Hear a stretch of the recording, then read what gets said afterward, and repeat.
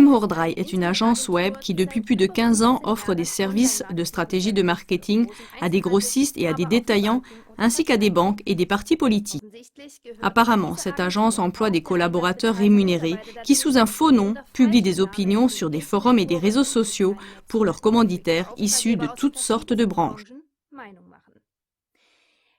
Parmi eux se trouvent des banques et des groupes pharmaceutiques.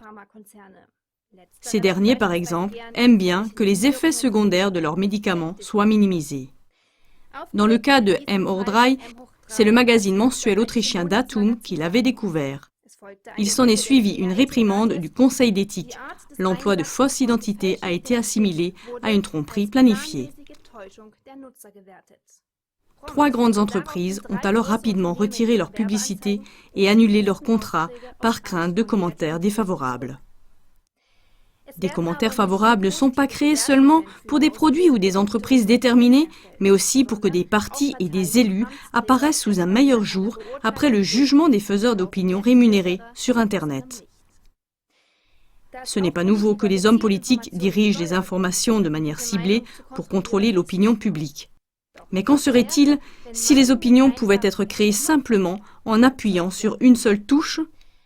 Maintenant, les social bots, littéralement robots sociaux, rendent cela possible.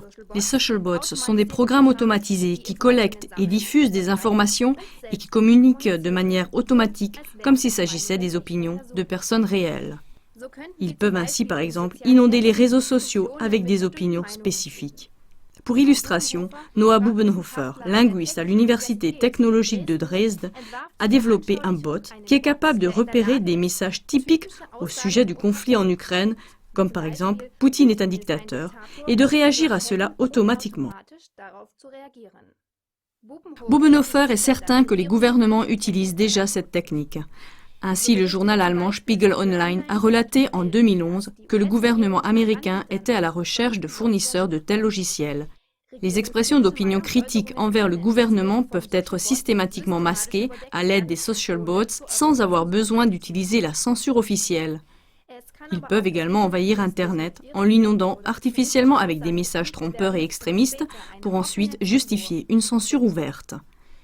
De cette manière, non seulement la liberté d'opinion est gravement restreinte, mais le chemin est aplani pour justifier un plus grand contrôle d'Internet à long terme.